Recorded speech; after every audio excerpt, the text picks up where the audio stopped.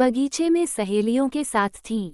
माता सीता। कथा के अनुसार माता सीता बाल्यावस्था में अपनी सहेलियों के साथ बगीचे में खेल रही थीं।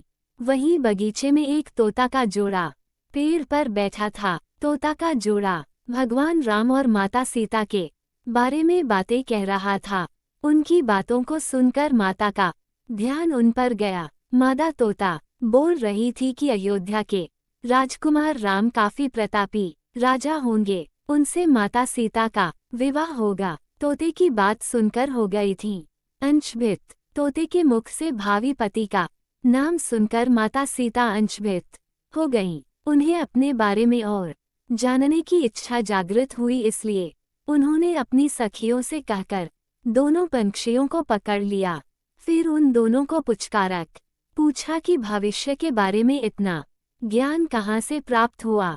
तब पंछियों ने बताया कि इससे पहले हम महर्षि वाल्मीकि के आश्रम में रहते थे, जहाँ हर रोज राम और सीता के जीवन के बारे में बताया जाता है। इसलिए उनको दोनों के बारे में हर चीज कंठस्थ याद हो गई है। सीताजी के सवालों के जवाब देते रहे तोतों का जोड़ा। सीताजी ने पंछियों से कहा कि जिस जनक पुत्री सीता की तुम लोग बात कर रहे हो, वह मैं ही हूँ। मुझे मेरे और राम के बारे में और भी बातें जाननी हैं।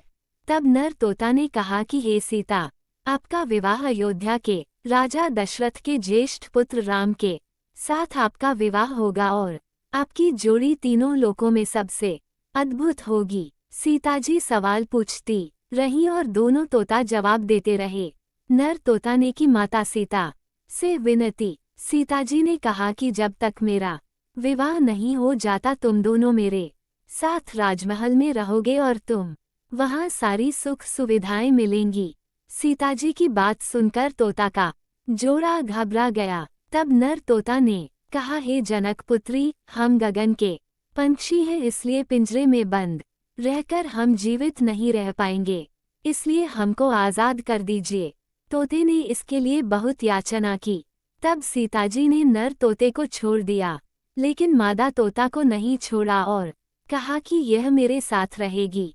तोता ने दिया माता सीता को शाप। नर तोता ने कहा कि मेरी पत्नी गर्भवती है, इसलिए ऐसे समय पर उसको जाने दें। हम दोनों एक दूसरे का वियोग सहन नहीं कर सकते, इसलिए आप मेरी पत्नी को जाने दें।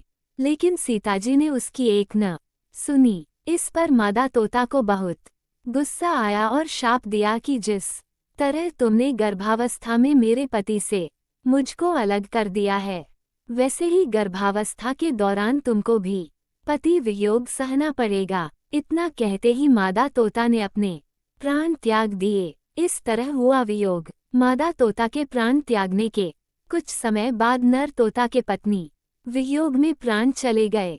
इससे माता सीता को बहुत दुख हुआ, लेकिन तब तक बहुत देर हो चुकी थी। बताया जाता है कि अगले जन्म में तोता वही धोबी था जिसने माता सीता के चरित्र पर उंगली उठाई थी, जिसके बाद भगवान राम ने सीता का गर्भावस्था के दौरान त्याग कर दिया। तब माता सीता महर्षि वाल्मीकि के आश्रम पहुंची और वहां उन्होंने लव कुश को जन्म दिया।